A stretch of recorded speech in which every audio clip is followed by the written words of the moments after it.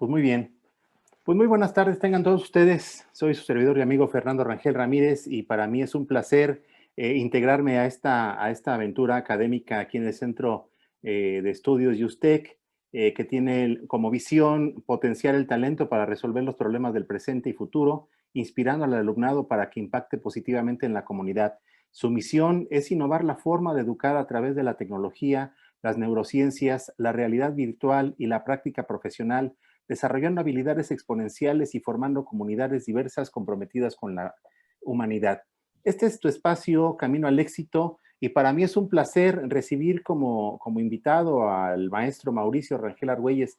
Maestro, qué gusto compartir este espacio con usted en esta, para mí, la primera experiencia de este lado con este centro de estudios. Bienvenido. Muchas gracias, magistrado. Igualmente, es un placer, un honor compartir esta charla con usted, interaccionar y pues tratar de aportar, ¿no? Algo, alguna experiencia. Va a estar muy interesante, ¿no? La dinámica y pues reitero mi gratitud en la invitación también por parte de USTEC a esta charla. Claro que sí, para mí también es muy grato participar aquí en este espacio que además se está estrenando. El centro educativo, bueno, está ya por comenzar actividades académicas, tiene un plan de estudios muy novedoso, entonces ojalá y los que nos estén viendo puedan compartirnos, puedan hacer difusión para que poco a poco este centro de estudios sea la gran promesa que es de convertirse en poco tiempo en una de las mejores escuelas de derecho que tenga este país.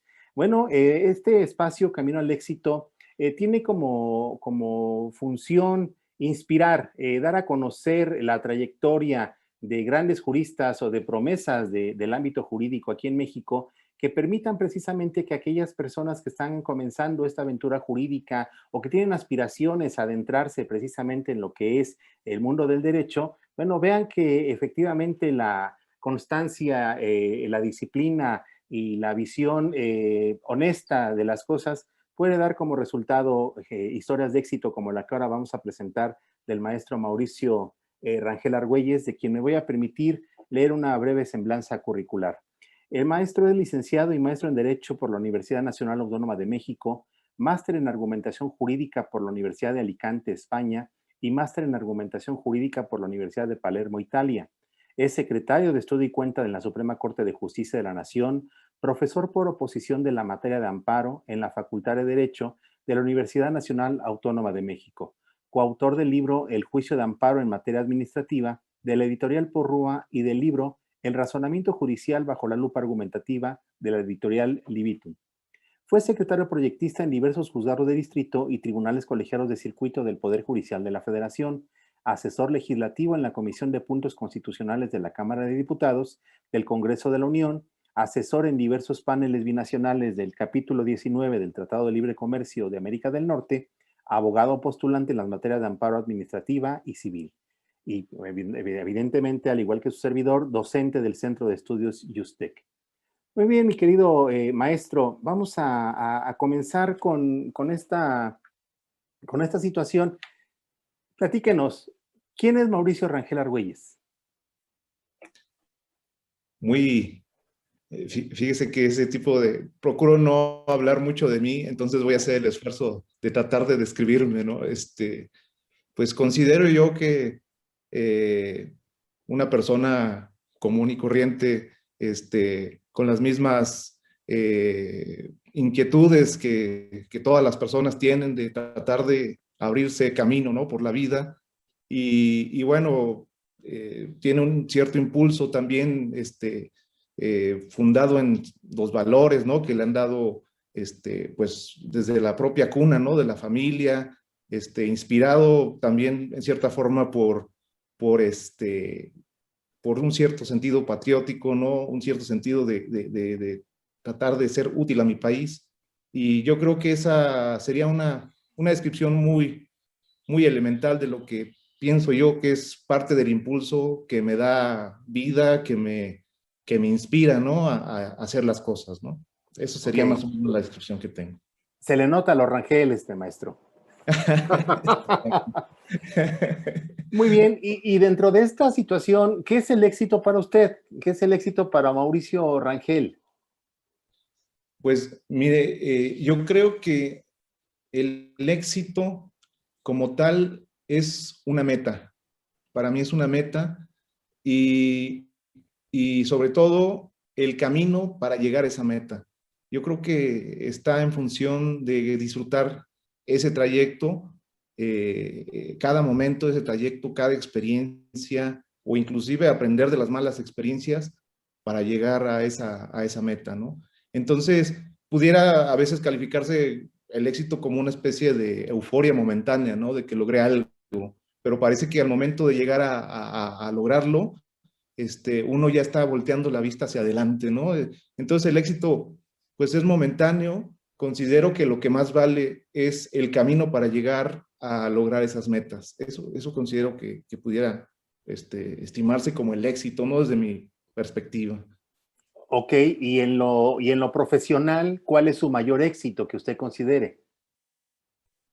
Pues va de la mano porque como todo ser humano, yo, como dice Ortega y Gasset, ¿no? Soy yo y mis circunstancias. Entonces, dependiendo de cada circunstancia, de cada ámbito en donde me he desarrollado, ha habido el éxito, por ejemplo, así como lo escribió en la síntesis curricular, yo creo que ha sido muy importante para mí cuando estuve en la fase de lo que fue el litigio, ¿no? Disfrutar las experiencias con los clientes, con abanderar ciertas causas, con llevarlas a los tribunales, con armar las estrategias y en algunos casos, pues tener el éxito, ¿no? O más bien lograr el cometido, ¿no? Y a veces no siempre se gana. Y tener, digamos, la madurez, ¿verdad?, de asimilar esas experiencias. También el ámbito legislativo, fue muy importante esa experiencia que tuve porque me siento afortunado realmente, también parte de eso es la fortuna, ¿no? Que uno tiene. Claro que dicen que la fortuna uno la construye estando en el lugar, ¿no? Y yo creo que he tratado de buscar los espacios para tratar de ir desarrollándome. Me han ayudado muchísimo, muchas personas a las cuales tengo que agradecer. Es más, no tendría yo, digamos, no daría el espacio para agradecer a muchas personas que me han apoyado en eso. Y en el ámbito legislativo igual, yo creo que hubo muchos logros, muchas experiencias importantes para lograr, digamos, llevar algunas iniciativas de ley. Estuve casualmente allí en la Comisión de Puntos Constitucionales, conocí a don Juventino B. Castro, con el cual tuve el privilegio de trabajar, pues ya en los últimos años de su vida, ¿verdad? Llevando algunas ideas, ¿no? De reformas a la Constitución, incluso viví le digo que es fortuna, es parte de la fortuna, la verdad. El proceso de reformas del 2011, las reformas constitucionales, las discusiones, o sea, fue muy bonito todo eso.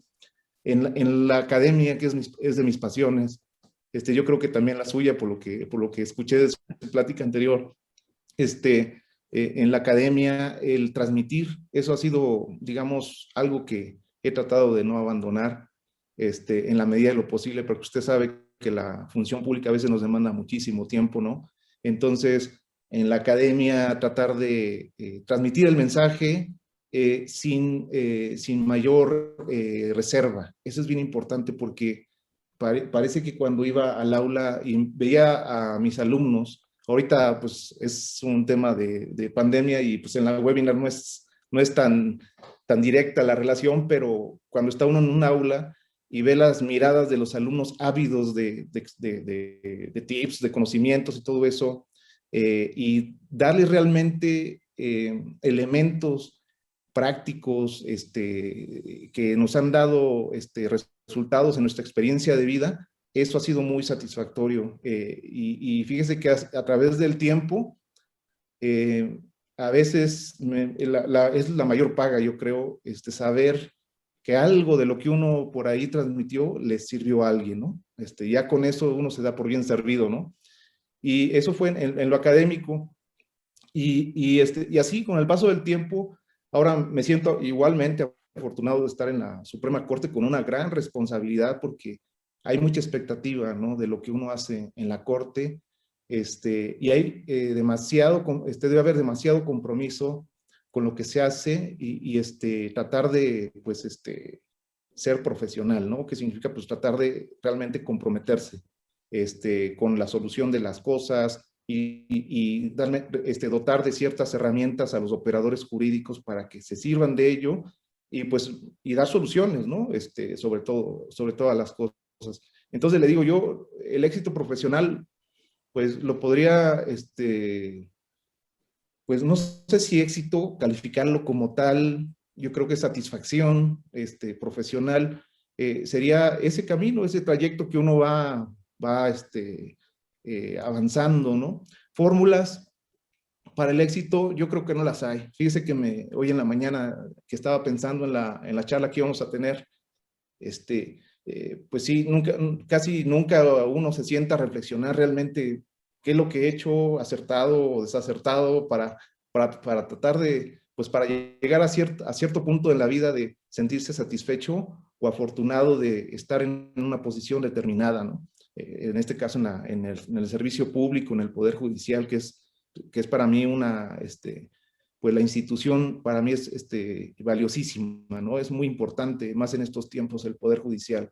Entonces, hay una fábula que se llama Los Tres Hermanos, es una canción de Silvio Rodríguez, donde dice que cuenta, ¿no? La canción que un primer hermano va caminando y viendo siempre al horizonte, pero de tanto ver al horizonte, por ahí se tropieza, ¿no? Entonces, o cae en un hoyo, ¿no? Se tropieza con una piedra o cae en un hoyo.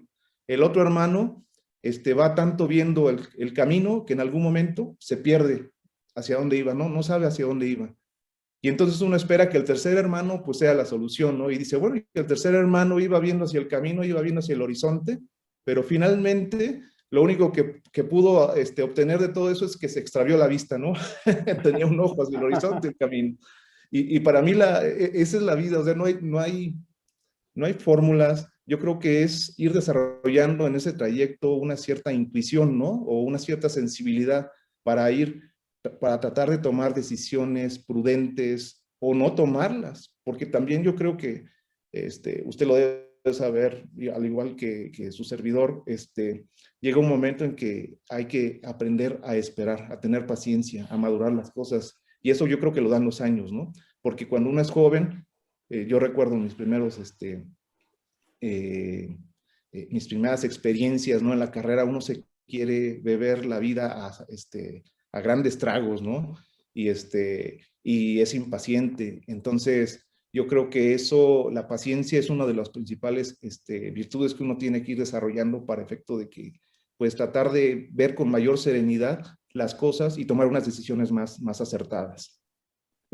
Sobre todo que lo escucho, veo su síntesis curricular y la verdad es que es envidiable y así como usted lo define, a mí me parece que el éxito en usted se refleja desde el momento en que se siente satisfecho de todas aquellas experiencias que ha tenido en muy variados campos, ¿no? Que además es sumamente importante para la función que está realizando, en donde en el alto tribunal se construyen las grandes teorías jurisprudenciales que rigen la conducta las resoluciones de los órganos jurisdiccionales que integran el Poder Judicial de la Federación, porque lo ha vivido no solamente como abogado postulante, sino también en el legislativo y ahora en el Poder Judicial. Entonces, eso la verdad es que, además, su trayectoria que ha tenido en los órganos jurisdiccionales, bueno, refleja que es una persona que ha tenido mucho éxito porque se siente satisfecho y se le transmite, lo refleja usted en su plática.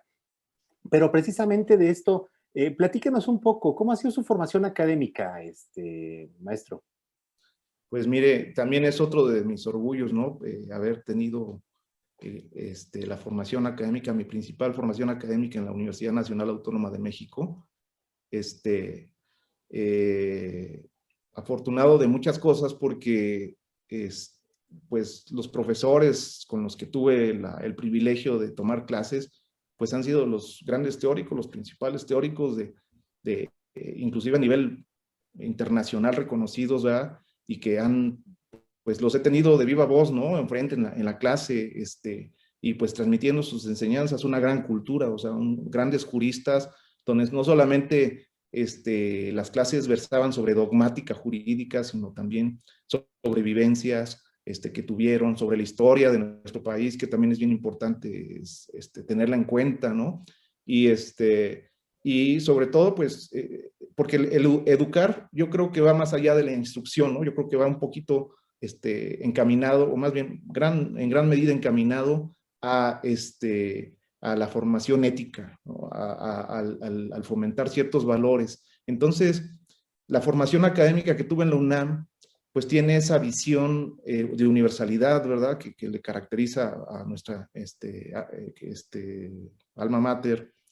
Y también ese enfoque de, bueno, yo lo que siempre sentí es tratar de, cuando yo me titulara, de retribuir lo mucho que me dio la institución, en cualquiera que fuera la posición que me lleva a la vida, ¿no? Al principio, pues, déjeme decirle que, pues sí se padece, ¿no? Estuve en algún momento, y eso es parte del camino, ¿no? De pasante, ¿no? En algunos despachos y no ganaba gran cosa.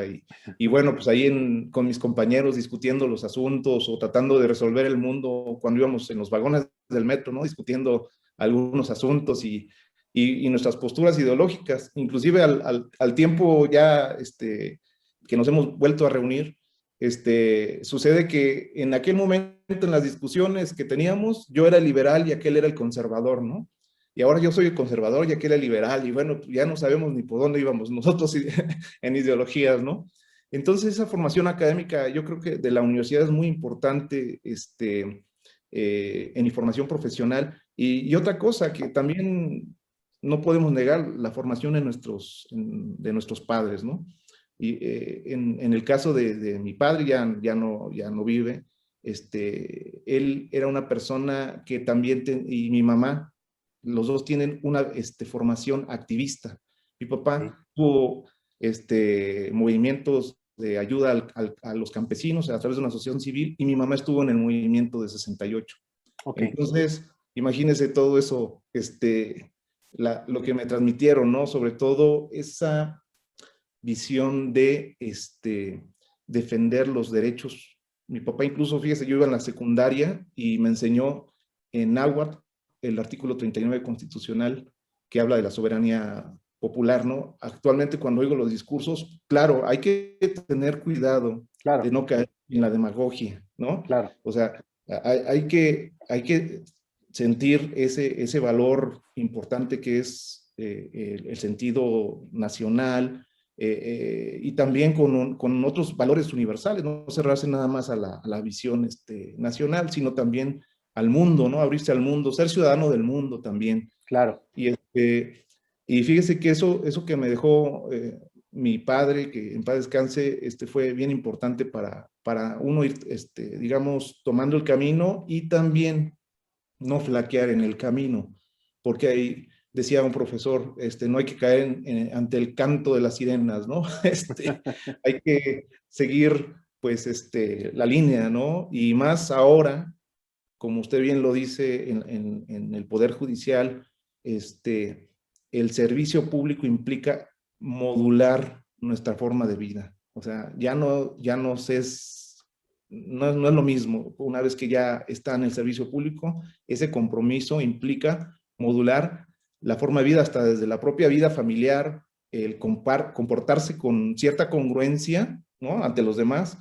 Claro, sin perder la espontaneidad y esa libertad que a todos nos tiene que caracterizar. Yo, por ejemplo, me considero una persona bohemia, me gusta la música, etcétera. No pienso perder eso tampoco, pero en congruencia con la función que uno representa, yo creo que debe comportarse de alguna forma más apegada, ¿no? A lo que es a la función, ¿no?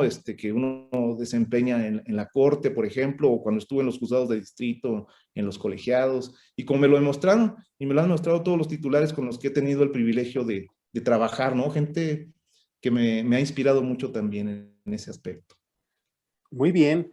Oiga, y ya dentro del Poder Judicial de la Federación, cuando usted ingresa, ¿cómo ha sido su formación profesional dentro de la institución? Muy satisfactoria.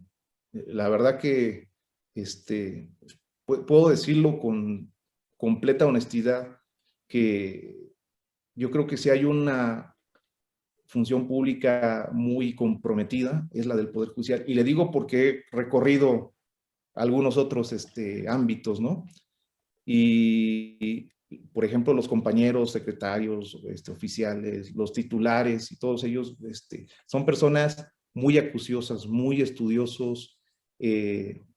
Recuerdo las jornadas que teníamos en juzgados de distrito, guardias y todo eso, inclusive en colegiados, cuando nos turnaban, ¿no? Asuntos de, pues, pronta resolución, ¿no?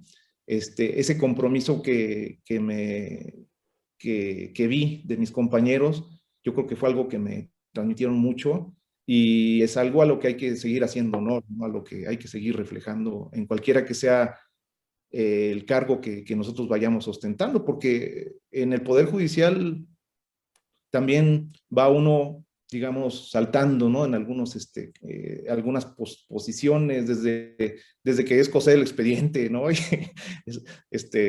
que hay gente que nunca lo aprende a hacer, ¿eh? Ah, sí, claro, yo nunca lo aprendí bien, ¿eh? Tuve mi accidente por ahí. Nunca lo aprendí bien, créame que me esforcé, eso sí, le puedo jurar que sí me esforcé, pero bueno. O sea, todo vale, todo vale. Yo creo que es una maquinaria, el Poder Judicial, donde si hace falta un engrane, no funciona. Claro. Para dar finalmente el producto de esa maquinaria es impartir justicia, que creo que es muy honorable, ¿no? Esa función. Y le repito, yo he tenido muy buenas experiencias. Claro, en el camino, obviamente, también yo le puedo decir que los seres humanos como tal nos vamos conociendo y no siempre uno le cae bien a todos, ¿sí? Obviamente, lo que le llaman la química, ¿no? A veces debe tener una cierta química con sus compañeros, con el titular, para que las cosas funcionen. Y a veces no se dan. Y bueno, lo que sí he aprendido es que en los lugares donde también no he tenido, pues digamos, éxito, me han sabido dar las gracias y viceversa. O sea, ha habido otros lugares donde pues, se ha valorado mi labor. Así es esto, yo creo que a todos nos pasa, ¿no? Y aprender de estas experiencias. Oiga, fíjese que además usted tiene una gran experiencia, una gran oportunidad que está viviendo en este momento, que por ejemplo en caso de su servidor yo no tuve la fortuna de vivir. Platíquenos, denos envidia. ¿Cómo es un día ordinario? Evidentemente antes de la pandemia, o sea, en una situación normal, ¿cómo es un día en la Suprema Corte de Justicia de la Nación? Pues mire, primero, yo soy un poquito vivencial, ¿no? Entonces, desde que voy llegando al edificio, desde el primer día que llegué, ese edificio ahí en el centro histórico es maravilloso. Entonces, es muy inspirador, ¿no? Ver los murales y llegar al lugar donde uno tiene que, pues, leer su expediente, ¿no? Disfrutarlo, tomarme mi café y bueno, desde ese momento ya empieza uno a generar cierta inercia, ¿no? Y luego pues los asuntos que tenemos ahí son muy importantes. Son, digamos, asuntos que tienen trascendencia nacional, pues esa es la idea de una Corte Suprema, ¿verdad? Y que obviamente generen un precedente para que los tribunales, los juzgados, pues sigan ese precedente y resuelvan casos análogos. Entonces, el ver por los pasillos a las ministras, los ministros, a mis compañeros, hay mucho trabajo de equipo. Un día común en la Corte es mucho trabajo de equipo, mucha deliberación, porque fíjese, digo, usted lo sabe porque está en un tribunal colegiado y pues tiene que deliberar con 3 compañeros y todo el equipo de sus 3 compañeros, de sus 2 compañeros. Aquí son 11 ministros, entonces generar documentos de trabajo para tratar de llegar a consensos y generar una sentencia más o menos consensada, pues es toda una labor. Irle tomando, digamos, el pulso a las discusiones y a las visiones de cada uno de los ministros y del ministro, en este caso la ministra Norma Piña, con la que trabajo, que es una maravillosa persona, ir siguiendo su criterio y no perderle la pista, porque algo bien importante en esta labor, sobre todo en tribunales colegiados, como es un colegiado de circuito o una corte, es la congruencia, ¿no? No saltar el precedente, ¿no? Que ya han emitido y no incurrir en contradicciones. Es una labor a veces hasta me estreso un poquito, decir, no vaya a decir algo en este proyecto que dijo hace 20 sesiones de tantos asuntos, Claro. que no vaya acorde con esa postura. Entonces, eso, claro, pues implica un mayor compromiso de estudio y tener bien sistematizado nuestros documentos y nuestras bases de datos para tratar de llevar a cabo esa labor. Igual, bien importante, fíjese que en la Corte hay lo que se le llaman las comisiones, que se forman con motivo de la resolución de asuntos específicos, en las que uno tiene la oportunidad de participar con compañeros de otras ponencias y tratar de generar un cierto consenso para llevárselo a las señoras ministras o los señores ministros, y así tratar de pues agilizar los trabajos, sobre todo cuando los casos ameritan cierta especialidad, ¿no? Entonces también es bien importante esa labor que se tiene en estas comisiones. Lo mismo, el diario convivir es maravilloso porque yo lo he dicho, o sea, la función en el Poder Judicial es absorbente, entonces se vuelve nuestra primera familia. Todos las compañías y los compañeros con los que convivo son prácticamente mi familia, y mi familia a veces me reclama, salvo ahora en pandemia que trabajé remotamente, ¿verdad? Que tuve la oportunidad de ver crecer a mis hijas. Pero realmente veía yo más el proceso de crecimiento de mis compañeros que de mi propia familia a veces, ¿no? Pero bueno, es parte de la vocación, como cualquier otra labor, debe haber cierta vocación y entender que la función lo amerita, ¿no? Y es muy satisfactorio esa función. Claro que sí, me imagino, debes, el hecho de, hay asuntos que generan tanta discusión en el Pleno, que de repente estar dando seguimiento a lo que va diciendo cada ministro, de que en lo general están de acuerdo con el sentido, pero con ciertas consideraciones no, y otro ministro dice, bueno, yo además no estoy de acuerdo con ciertas consideraciones, pero con el resultado final. Debe ser todo un arte, ¿no? Estar consensando todas esas discusiones, como usted dice, para llegar a un documento final, ¿no? Sí, fíjese que sí, el control del debate, ¿no? Tomar las notas, a veces que se nos pierda. Ahorita no me imagino antes, porque también no me imagino antes, ahora los medios electrónicos lo capturan, ¿no? Las versiones taquigráficas las tenemos de primera mano, pero no me imagino antes, estaba el estenógrafo famoso, ¿no? Que iba tomando ahí el dictado, ¿no? En el momento, pues expertos en taquimecanografía, ¿no? Y hasta que tenían el documento terminado, uno podía imponerse de ese contenido. Ahora es más ágil. Ahora usted, por ejemplo, una sesión de pleno la tenemos el mismo día en la noche, ¿sí? Ok. Y entonces ese documento es muy importante para, pues por si se nos fue en la sesión pública tomar alguna nota, pues apoyarnos en él y tratar de darle seguimiento al debate y, como usted dice, ver las posturas de cada ministro, ¿no? Que son muy respetables. Y otra cosa, en tiempos modernos hay mucho, después de la reforma de 2011, se incrementó, no le miento, yo creo que en un 60 o 70% la carga de trabajo en la Corte. Me imagino. Incluso Incluso les soy honesto, yo dije, bueno, vamos a la corte y yo creo que va a estar más tranquilo el trabajo, porque nosotros veníamos de un tribunal colegiado en materia administrativa, donde el trabajo pues, es fluctuante y la materia administrativa tiene muchísimos asuntos, ¿no? Hay muchos asuntos en la Ciudad de México, en el circuito, en el primer circuito. Y entonces, cuando llego a la corte, me doy cuenta que era lo mismo, ¿no? Y este, hubo mucho activismo judicial. Activismo desde parte del litigio, porque bueno, activismo judicial Sí, se puede sí, entender también desde lo que hace el juez y a lo claro. mejor involucrarse un poco más en la defensa de los derechos humanos, pero yo me refiero al litigio, ¿no? Al foro. Hubo mucha promoción de amparos, incluso fíjese que cuando litigaba, es lo bueno de haber sido litigante porque soy muy empático en eso. Ok. Este, Cuando litigaba, yo me acuerdo bien que una vez tuve el atrevimiento de promover un recurso de revisión en amparo directo, que era un asunto de arrendamiento, y se lo prometo, no fue para chicanear, simplemente me interesó la inconstitucionalidad de leyes que hice valer, y me impusieron una multa en la corte, ¿no? Ok. Entonces, me imponen esa multa y afortunadamente no pudieron ejecutarla porque venía mal mi nombre, pero bueno, esa es otra historia. Bueno, la libró por eso.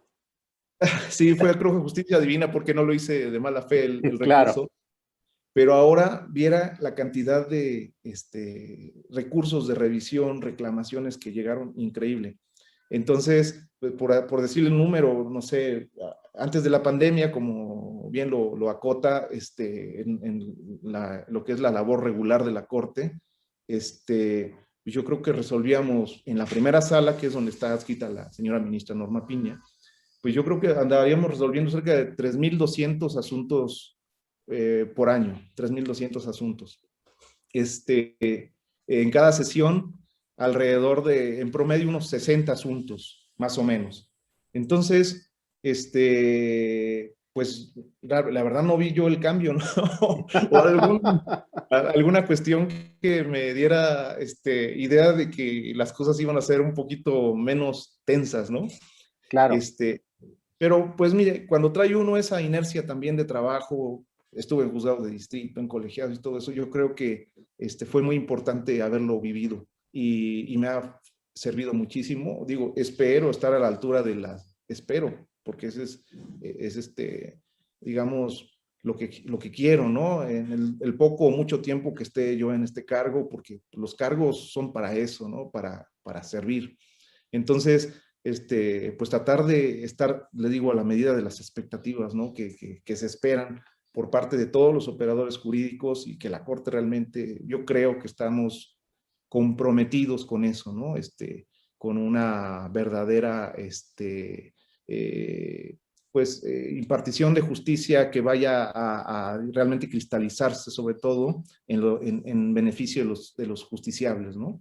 Cuando obviamente tienen la razón, porque habrá quienes no, también, porque ese es el tema del activismo, ¿no?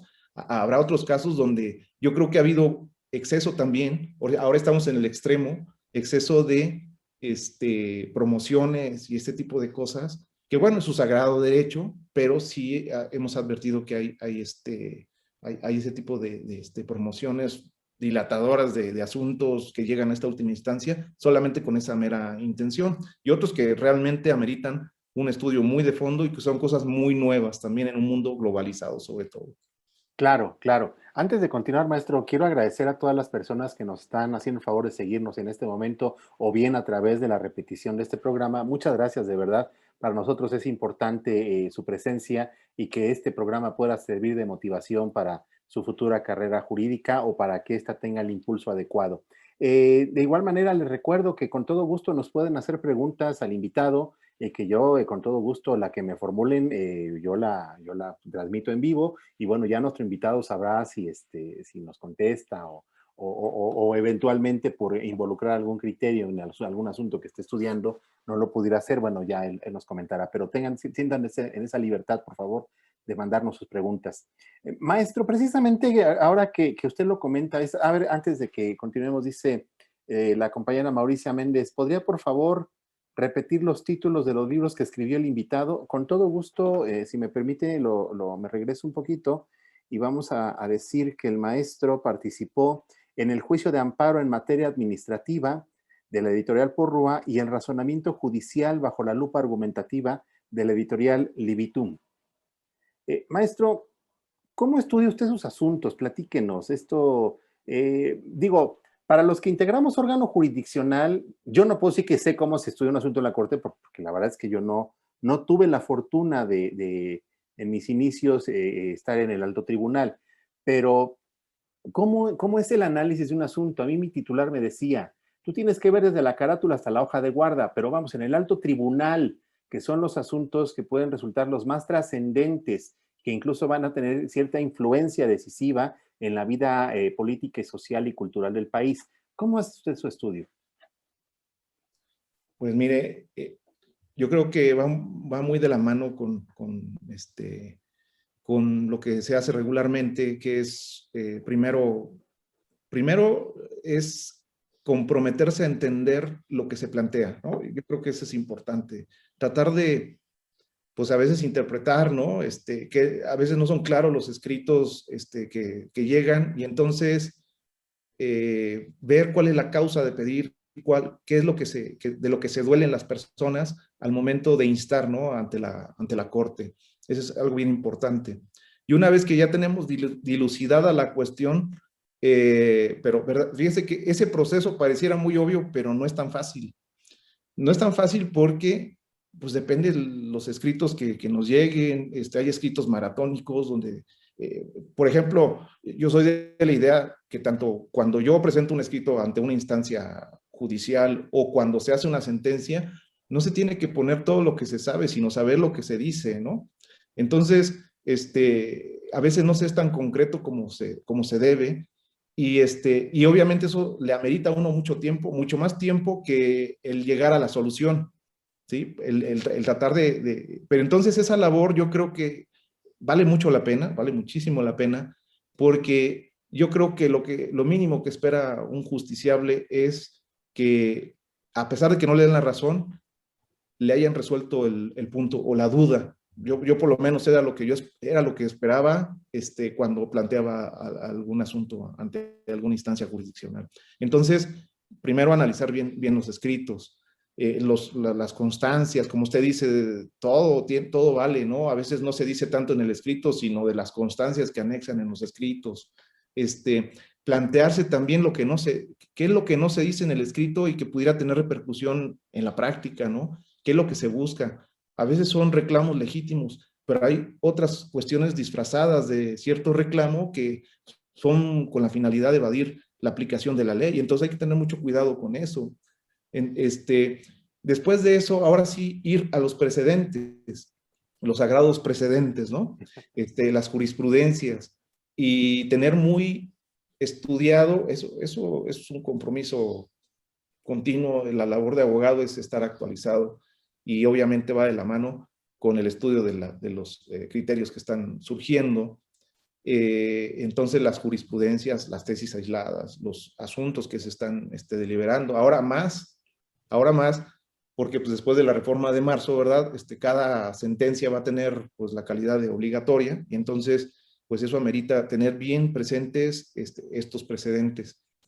Y una vez que ya tiene uno ese material, pues ahora sí resolver lo que efectivamente se está planteando.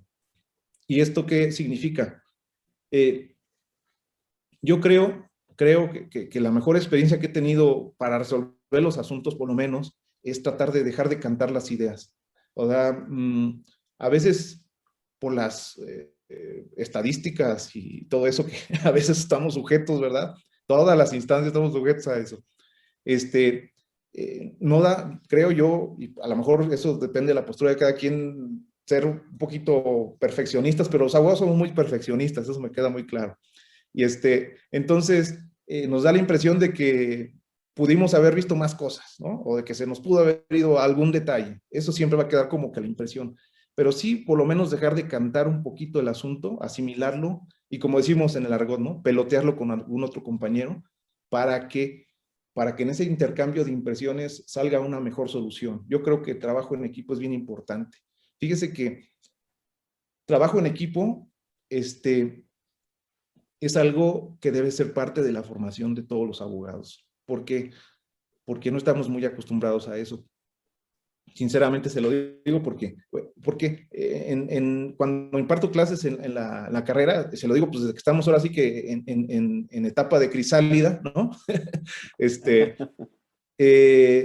Yo siempre era de la idea de generar trabajos de equipo, y les explicaba, siempre procuraba explicar, a ver, los trabajos en equipo son por lo siguiente, porque el día de mañana que ustedes vayan a ejercer su profesión en cualquier ámbito, van a tener que aprender a convivir, y van a tener que aprender a discutir los asuntos, y van a tener que aprender a aceptar cuando uno está equivocado, y también tratar de defender un buen punto, ¿sí?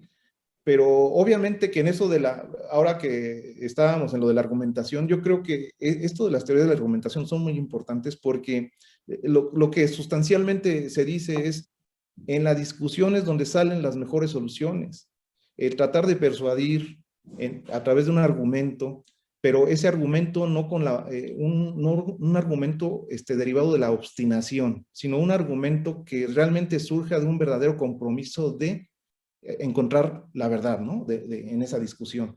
Entonces, ahí se generan cosas maravillosas. Entonces, yo por eso les decía a mis alumnos, hagan el esfuerzo de trabajar en equipo. Sí hubo muchas, me acuerdo bien una compañera que terminó corriendo a sus compañeros de su equipo y terminó haciendo solo su trabajo. Entonces, es muy complicado llegar a esa formación del trabajo en equipo. Y obviamente pues, hay guerras de egos y a veces la carrera también es muy competitiva. Entonces tratar de bajar 2 rayitas a todo eso, porque lo principal yo creo que es la institución, ¿no? Lo principal es la institución y el compromiso que tiene la institución con lo que es la impartición de justicia. Entonces, fíjese, magistrado, entonces esa parte yo creo que es bien importante en el estudio de los asuntos, el peloteo, llevar esa discusión antes de plasmarlo en un papel, ¿no? Que es la sentencia, que es un acto de habla. Ahora la sentencia. Yo soy enemigo de las sentencias maratónicas. Y bueno, claro está que depende del órgano donde estemos. Yo creo que el estar en la corte sí implica ser un poquito más extenso. Sí da pie a ser más extenso, pero yo creo que no para dar clases de derecho, sino Claro. para que, digamos, se entienda perfectamente cuáles son las razones que subyacen a una decisión, ir desmenuzando esas razones y llegar a la solución del punto para efecto de que, pues realmente, le digo, se cristalice en un beneficio o en algo tangible para los justiciables. Entonces, ese hecho de plasmarlo en una sentencia y tener esos efectos es bien importante, y también plantearse cuál sería la trascendencia de ese asunto en el orden jurídico nacional, porque esa es la labor de una corte en cualquier parte del mundo, ¿no? ¿Qué trascendencia tendría en el orden jurídico nacional? Porque ahora, en esta nueva época del Poder Judicial, que parte del 2011, ha tenido mayor peso las decisiones de los jueces. ¿A qué grado? Pues que finalmente se está confeccionando muchos criterios que a veces, antes yo me acuerdo que era menos el punto de que digamos, se colmaran lagunas legales a través de una sentencia. Simplemente si lo decía la ley, bien, y si no, pues prácticamente era una cuestión más letrista. Y ahora ya no, ahora hay que ir pues tratando de dilucidar esos valores que subyacen a una norma para tratar de dar solución al asunto. Claro, todo tiene su límite. Tampoco el Poder Judicial debe politizarse, o Claro. tampoco el Poder Judicial va a sustituir a quienes tengan que adoptar algún tipo de política pública, ¿no? O sea, no se llega a ese punto. Entonces, imagínense lo que estamos viviendo actualmente en el Poder Judicial, esa transición, y obviamente hay un periodo de ajuste como en todo, en la historia, ¿no? Un periodo de ajuste. Ahorita estamos, yo creo que en ese periodo de ajuste, decir, bueno, estábamos un poquito cerrados a esto, pero también porque la ley y la Constitución no me lo daba mucho, ¿sí? Y ahora que está la reforma constitucional y que obviamente nos abre un poquito más la puerta, en amparo, por ejemplo, que es mi pasión, es la clase que yo doy en la UNAM, el interés legítimo, el abrir, digamos, la tutela a estos derechos prestacionales, económicos, sociales y culturales y todo eso que implica para el juzgador. Y obviamente qué compromiso para las autoridades y cómo se va a cristalizar. Le digo, es Claro. que eso es bien importante, ¿no? Recuerdo algún ensayo que tuvieron algunos alumnos de la carrera de Derecho, donde llevaron al amparo a una persona que vivía en la indigencia. Y, y fíjese, reclamaron su derecho a la vivienda, a la educación, etcétera, ¿no? Y pues le anticipo que no tuvo un final muy feliz. ¿Por qué no tuvo un final muy feliz? Porque gana el amparo y uno de los efectos de la sentencia pues era que pues lo llevaran a un centro de apoyo, ¿verdad? Pues donde lo asearan, le dieran atención psicológica, pues un espacio ahí para vivir, etcétera. Pues, ¿qué cree? Que terminó huyendo la persona del centro de apoyo. Ok. ¿Sí me explico? O Sí, sí, sea, sí. ¿qué tan preparados estamos todavía o qué nos falta para hacer frente a eso. O sea, sí, en un plano ideal, pues pareciera que eso era lo importante, pero qué tan paternalista se volvió la sentencia y qué tanto estuvo o se tomó en cuenta la verdadera intención de la persona en la tutela, o hacia dónde quería que se reflejara esa tutela de sus derechos fundamentales. ¿Sí? Claro. Entonces, muy interesante, ¿no? Todo eso que estamos viviendo. Por supuesto. Fíjese que a propósito de esto que nos comenta el compañero Manuel Acevedo, nos dice, ¿nos puede dar algunos consejos o tips para elaborar buenas sentencias? Pues usted lo ha de saber mejor que yo, magistrado, pero... No, pero el invitado es usted, entonces.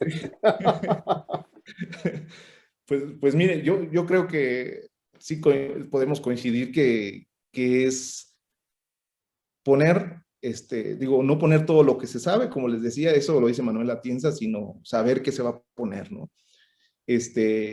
Ser, digamos, tener, realmente comprometerse a la solución del punto, tratar de leer entre líneas lo que se está planteando, y una vez que yo ya tengo detectada la litis, la pretensión concreta, entonces, pues, plasmarlo en la sentencia de una forma clara, puntual, y no desviarnos del tema, ¿no? Eso es lo que me enseñaron el Poder Judicial, por cierto. Yo venía de litigio, imagínense, nosotros en el litigio somos muy dados a extendernos, ¿no?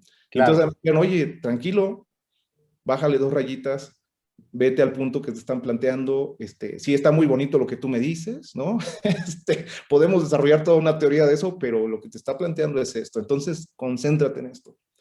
Entonces, yo creo que una buena sentencia es una sentencia concreta, en la que se asume un compromiso de resolver y no darle, o sea, no darle vuelta a la cuestión que están planteando. Obviamente que también está en función del tipo de materia que se está litigando, ¿no? Porque hay materias de estricto derecho donde obviamente el litigante tiene que asumir un mayor compromiso en cuanto a los argumentos que tiene que dar, o sea, tiene que atacar las resoluciones debidamente. Y hay otras materias como materia penal, materia de trabajo, o cuando se tutelan derechos de menores, donde uno tiene que, pues, hacerle al abogado, ¿sí? Y tratar de dar una solución dentro de los cauces que señala la ley, la Constitución y los precedentes. Entonces, yo creo que eso abonaría a esta situación, y tener en cuenta que una sentencia es un acto de habla, o sea, una sentencia finalmente no va dirigida a los catedráticos de derecho. Claro.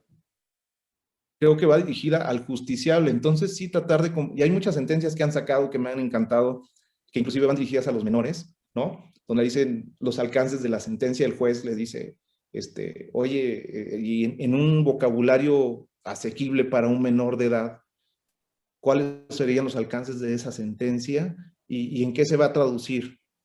Si no somos claros, yo creo que habrá sentencias que pues nada más sean, pues, digamos, verter un catálogo de buenas intenciones, pero, pero no va a transmitir, o más bien no va a culminar con una cuestión en beneficio del justiciable, o viceversa, que cuando no le doy la razón, también eso es lo que yo esperaba, que cuando no le doy la razón, por lo menos me explique o me conteste lo que yo le estaba preguntando. Eso es Claro. importante.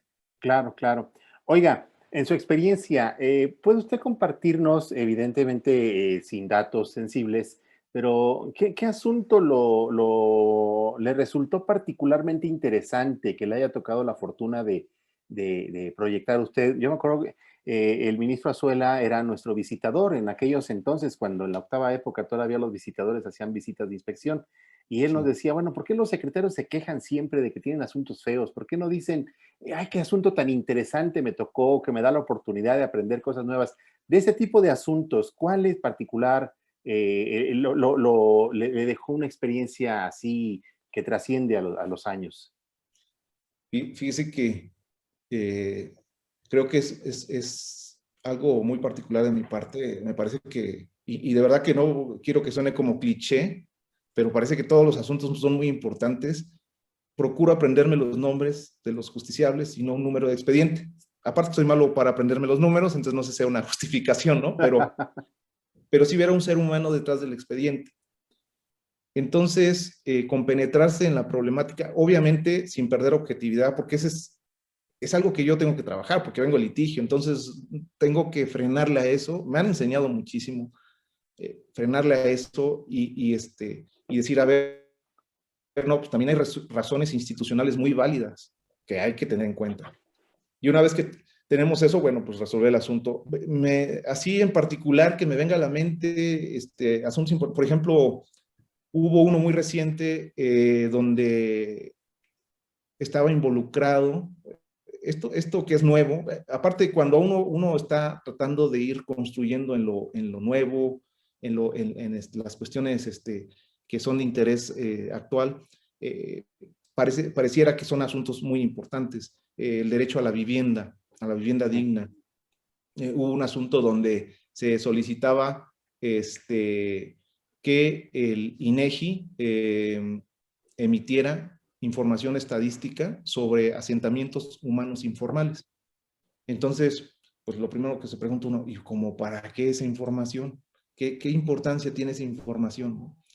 Y pues la respuesta no es tan simple porque, bueno, primero, ¿qué tanto la Corte puede, digamos, a través de un juicio de amparo, conminar?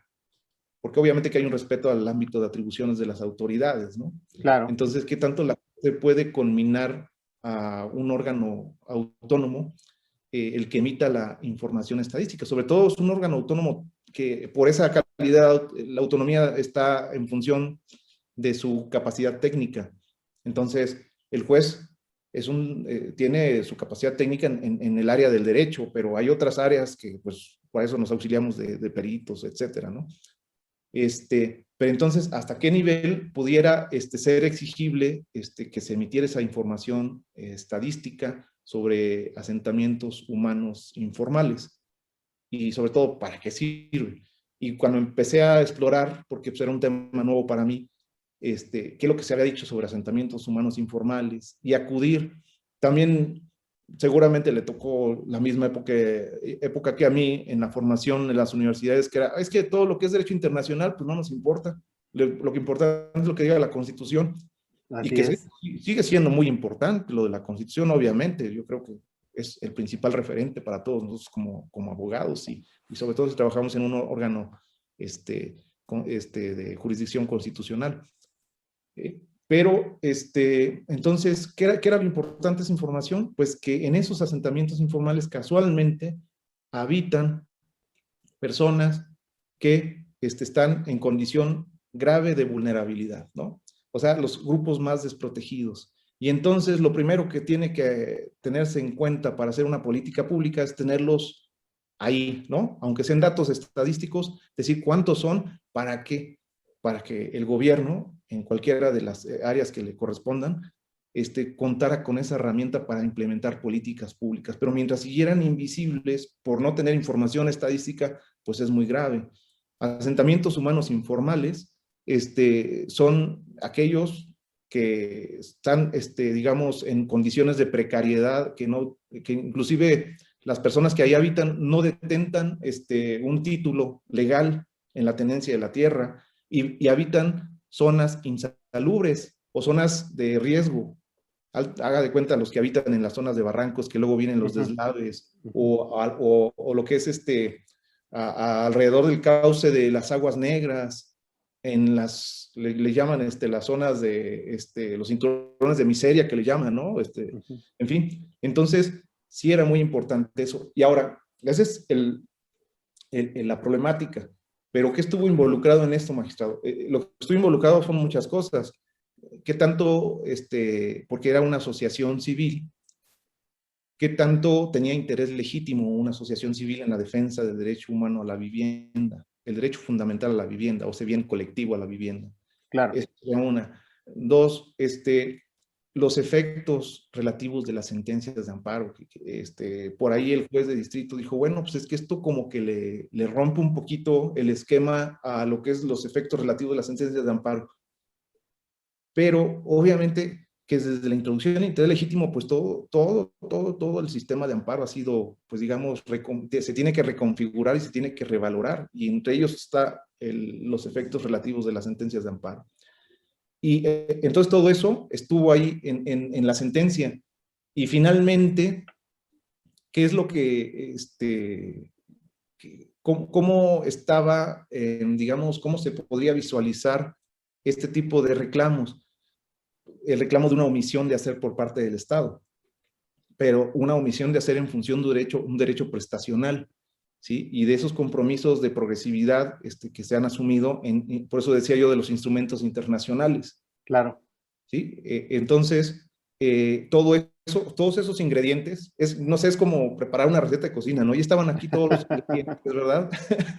Y ahora vamos a verterlos en lo que es una sentencia, irlos desglosando, desarrollando, puntualizando, para llegar al punto de fondo, ¿no? Que el estudio de fondo, que es, ¿qué solución da la Corte a esto? Y bueno, pues la solución fue que sí, que era necesario que, aparte el INEGI es la única autoridad que tiene la facultad de emitir información estadística. Entonces no había otra. No podía decirse o excusarse, decir, bueno, pues es que le toca en el ámbito municipal a Claro, alguien, en el ámbito claro. estatal a alguien. Era la única. Y derivado de eso, y sobre todo la tutela de este derecho humano a la vivienda digna, que no implica que el Estado le tenga que dar la vivienda a las personas, sino que les genere las condiciones idóneas para el disfrute de su vivienda, ¿no? Claro. Y claro, en el mejor de los casos, por ejemplo, dotar de créditos, pero también la infraestructura urbana que va alrededor de una vivienda. Entonces, esto fue lo que enriqueció mucho a la sentencia para llegar a la conclusión de que tendría que emitir esa información estadística. Y como siempre hay un punto ahí que quedó a discusión, que era, los ministros se plantean, bueno, ok, pero saben lo que implica para el Estado, razones institucionales ahora van de la mano, el emitir información estadística. ¿Qué tanto tendría que invertir para que el personal del INEGI recabara en toda la República Mexicana esa información estadística? ¿Cuál sería la solución? Entonces ya detectamos que hay una necesidad importantísima de que lo hiciera, pero ¿cómo qué efectos vamos a dotarles a las sentencias de amparo? Que es muy importante, ¿no? Y Claro. entonces, a la conclusión que se llegó, magistrado, fue que precisamente esperar al siguiente censo aprovechar el siguiente censo, ¿no? de vivienda, ¿no? Y estadística del INEGI. Y así fue como se resolvió el asunto, y una cuestión interpretativa bien importante ahí que se plasmó en la sentencia. Qué interesante.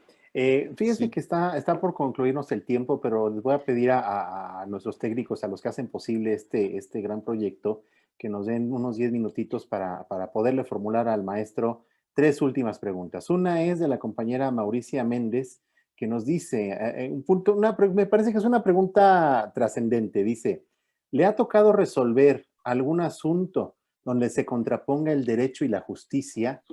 Y yo, por mi parte, le quisiera formular dos preguntas más. ¿Qué le recomendaría a los estudiantes de Derecho que aspiran a laborar en el alto tribunal del país? ¿Y cuál es el mayor reto de Mauricio Rangel en la Suprema Corte de Justicia de la Nación? Esas tres inquietudes, maestro, para concluir este programa que se ha ido rapidísimo. Yo he disfrutado su plática como no tiene idea. igualmente, maestro.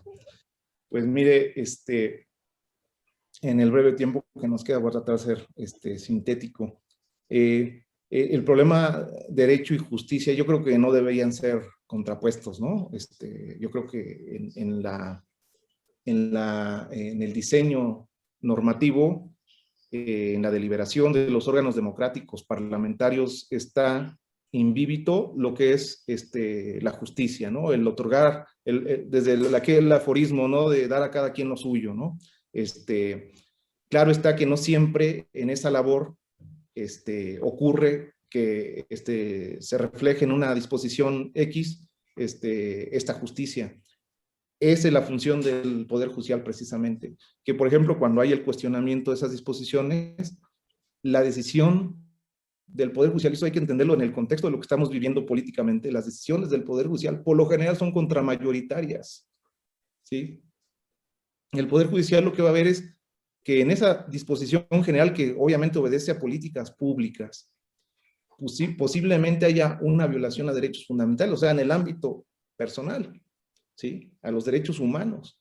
Y obviamente que cuando detecta eso, pues para esa persona va a excluir la aplicación de esa disposición. Entonces ahí el derecho, cuando se detecta en una sentencia, se contrapone a la justicia, ¿no? A la impartición de justicia. Claro está que la justicia pues tiene un sentido también ético, ¿no? Un Claro. sentido, un sentido que muchas, o sea, es muy difícil pues aterrizar, ¿no? Pero pues obviamente que está, digamos, por decirlo de alguna forma, el sentido de justicia está plasmado de manera muy importante en los derechos, en aquellos derechos fundamentales que están plasmados en un código supremo que es la Constitución, en lo que un determinado Estado ha considerado que son las prerrogativas fundamentales, ¿no? Los derechos que están en la cúspide, ¿no? Del orden jurídico nacional.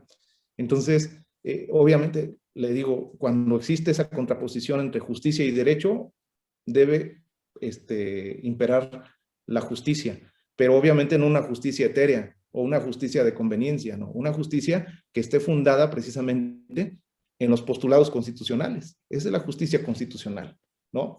Porque si yo dijera que voy a ser acérrimo defensor de la justicia, puedo incurrir en decir que soy la voz de la justicia y entonces pues desdeñar todo el orden jurídico nacional desde esa postura muy subjetiva. Yo creo que en la labor del Poder Judicial está precisamente la labor objetiva, ¿no? De confrontar entonces la política pública con el derecho fundamental y ver si realmente esta política pública es o no acorde a este derecho fundamental. Esa tensión, ¿no? Que nosotros vivimos al momento, o más bien que detectamos al momento de decidir en alguna sentencia.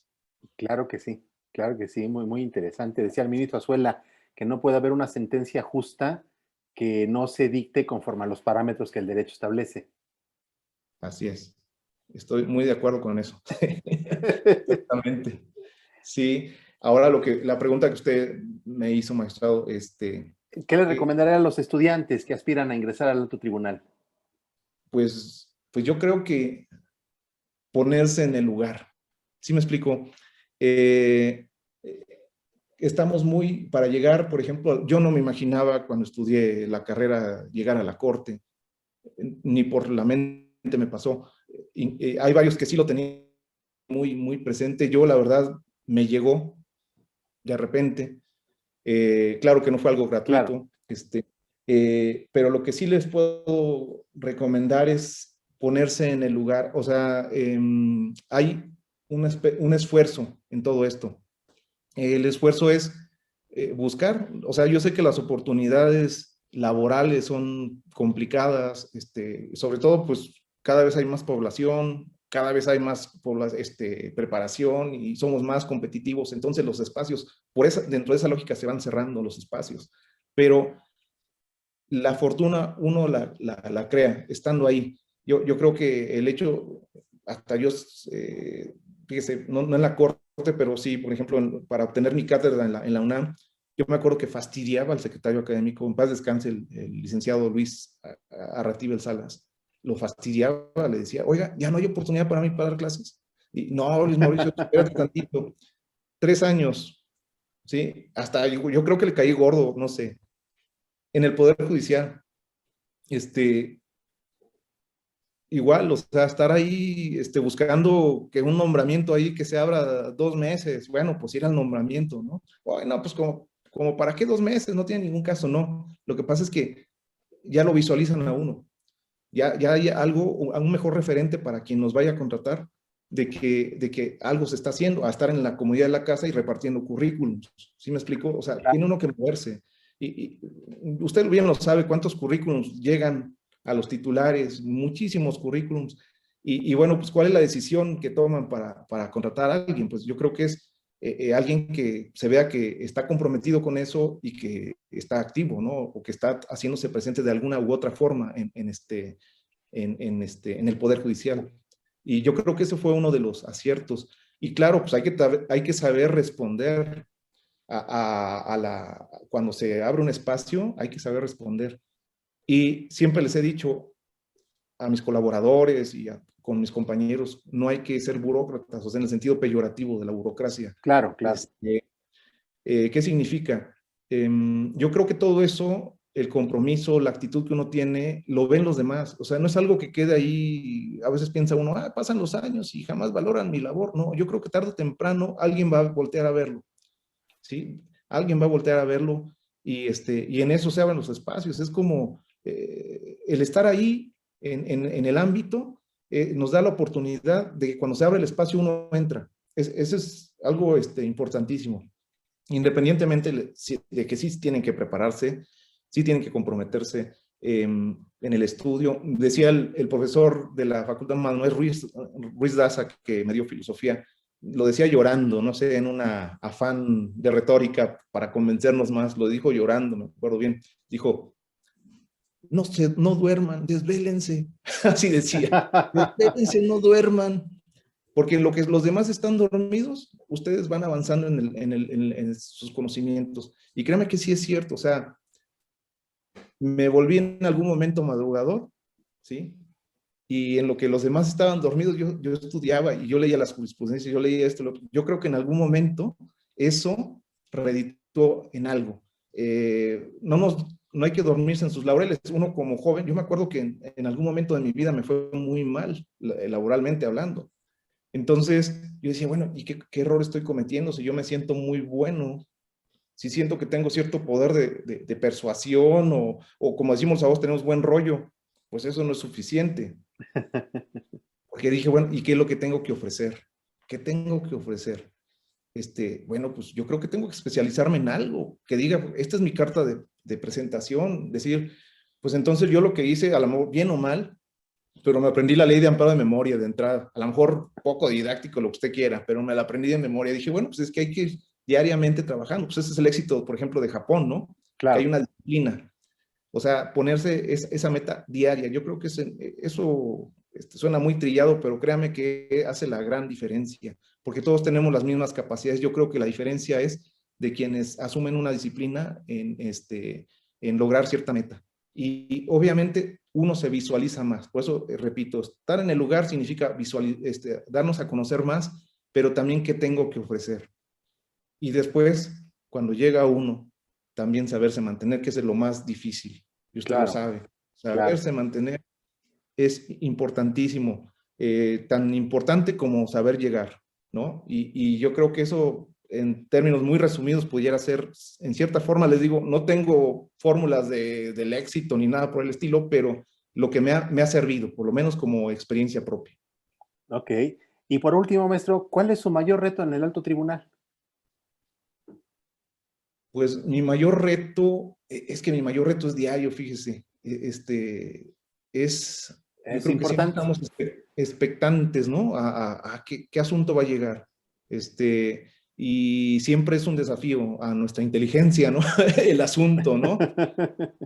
Asuntos nuevos de materias que uno no ha estudiado con la debida profundidad. Yo creo que ese es mi mayor reto. Mi mayor reto es el día a día, porque fíjese que llega un momento en la vida, por lo menos a esta altura de mi vida, en que los retos realmente se vuelven diarios, es dejarse fluir un poquito.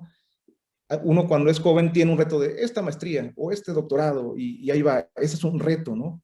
En la corte, pues yo creo que ya estoy ahí y entonces el reto es diario ¿qué implica? Pues tratar de resolver o más bien de darle el mejor material posible porque mi labor es de colaborador de la ministra y de los ministros de la corte, darles el mejor material posible para generar una buena discusión de los asuntos y que se den buenas soluciones en el órgano jurisdiccional. Yo creo que es eso, no más que decir un objetivo singular, yo creo que son diarios objetivos, son buenos retos para la función que actualmente desempeño.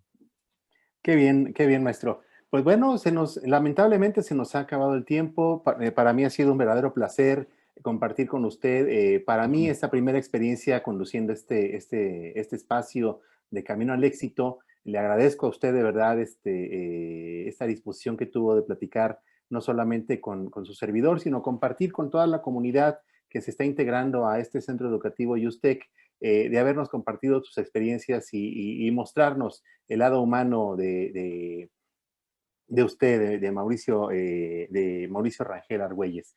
Muchas gracias, maestro. Muchas gracias a todo el auditorio que nos siguió al día de hoy. Para mí es un placer compartir este espacio. Maestro, una breve despedida. Pues agradecer de verdad que, como siempre, estas oportunidades de conocerlo, de intercambiar estas impresiones y de pues tratar de colaborar con Justec pues llevar un granito de arena, ¿no? A quienes nos llegan a escuchar, pues servir, no sé si sirva de estímulo o no, pero por lo menos transmitirles mi experiencia y que sirva de algo, ¿no? En la formación profesional de quienes aspiran, ¿no? A ser abogados o ya están en el ejercicio de la profesión. Le agradezco muchísimo, magistrado, y a usted esta invitación. Muchas gracias, maestro. Pues muchas gracias nuevamente a ustedes, que tengan muy buena noche. Recuerden, los esperamos aquí, la cita es cada mes a través de este espacio Camino al Éxito. La próxima cita será el lunes 21 de junio de 2021. Tenemos un invitado sorpresa y bueno, muchas gracias por acompañarnos en este segmento Camino al Éxito, de la inspiración al impacto. Yo soy tu servidor amigo Fernando Rangel Ramírez y me encantó que nos siguieras en esta ocasión. Maestro, que esté muy bien. Hasta luego. Que estén muy bien todos.